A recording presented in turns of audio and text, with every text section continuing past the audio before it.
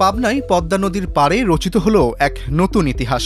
বিশ্বের ৩৩তম দেশ হিসাবে পারমাণবিক শক্তির অভিজাত ক্লাবে নাম লেখাল বাংলাদেশ। রূপপুর পারমাণবিক বিদ্যুৎ কেন্দ্রের প্রথম ইউনিটের চুল্লি পাত্রে ইউরেনিয়াম বা পারমাণবিক জ্বালানি লোড শুরু হয়েছে ২৮ এপ্রিল দুপুরে। এটি কেবল বিদ্যুৎ উৎপাদন নয়, বরং বাংলাদেশের এক ঐতিহাসিক মাইল ফলক। জ্বালানি লোড কার্যক্রমের উদ্বোধন করেন বিজ্ঞান ও প্রযুক্তিমন্ত্রী ফকির মাহবুব আনাম। এ সময় তিনি বলেন, জ্বালানি লোডিংয়ের মাধ্যমে বাংলাদেশ ইতিহাসের অংশ হল।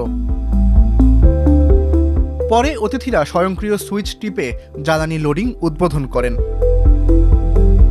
অনুষ্ঠানে বক্তব্য দেন প্রধানমন্ত্রীর বিজ্ঞান ও প্রযুক্তি বিষয়ক উপদেষ্টা রেহান আসিফ আসাদ, রুশ পরমাণু শক্তি কর্পোরেশন রোসাটমের মহাপরিচালক আলেক্সি লিখাচেভ।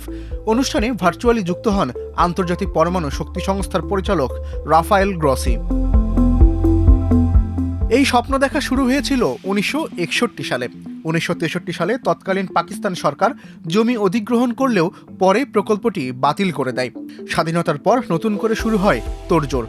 অবশেষে দীর্ঘ অপেক্ষার পর ২০১১ সালে রাশিয়ার সঙ্গে সহযোগিতা চুক্তি এবং ২০১৫ সালে নির্মাণ চুক্তি স্বাক্ষরিত হয়। ২০২৩ সালে প্রথম জ্বালানি আসার পর রূপপুর আন্তর্জাতিক পারমাণবিক স্থাপনার মর্যাদা পায়।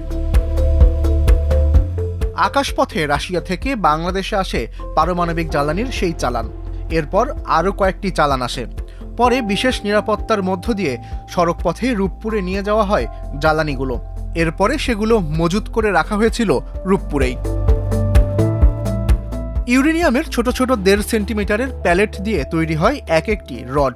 এমন ৩১২টি রড নিয়ে তৈরি হয় একটি ফুয়েল অ্যাসেম্বলি। প্রথম ইউনিটের চুল্লিতে এমন ১৬৩টি অ্যাসেম্বলি বসানো হচ্ছে। এতে সময় লাগবে প্রায় ১ মাস।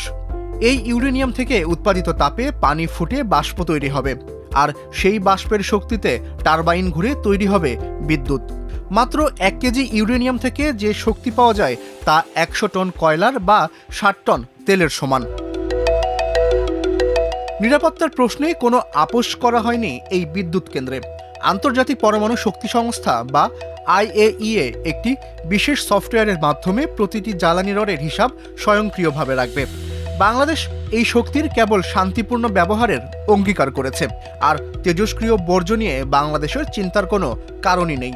চুক্তি অনুযায়ী উৎপাদিত বর্জ্য রাশিয়া ফেরত নিয়ে যাবে এবং তাদের দেশে মাটির ৪০০ মিটার নিচে পুঁতে রাখবে।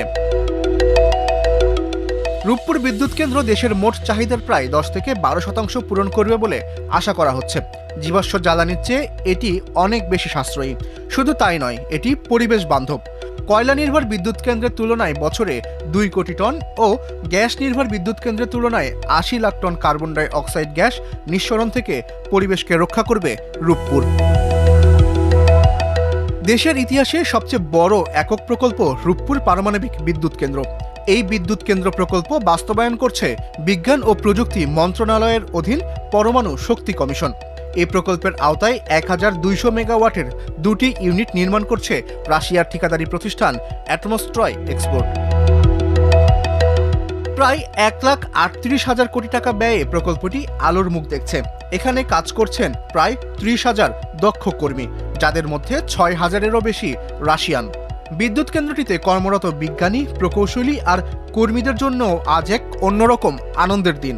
তাই তো মানচিত্রের দূরত্ব ভুলে দেশি বিদেশি সবাই যেন একই উচ্ছ্বাসে মেতে উঠেছে। ৩ মাসে ৩০০ মেগাওয়াট বিদ্যুৎ উৎপাদন হবে এই বিদ্যুৎ কেন্দ্র থেকে, যা আগস্টের দ্বিতীয়ার্ধে জাতীয় গ্রিডে যুক্ত হবে। ২০২৭ সালের জানুয়ারি মাসে পূর্ণাঙ্গ উৎপাদনে যাবে এই বিদ্যুৎ কেন্দ্র। যেখানে সাধারণ বিদ্যুৎ কেন্দ্রের আয়ু ২৫ থেকে ৩০ বছর, সেখানে রূপপুর নিরবিচ্ছিন্ন সেবা দেবে অন্তত ৬০ থেকে ৯০ বছর।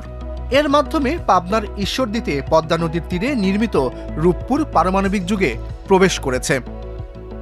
এস আল আরেফিন, প্রথম আলো।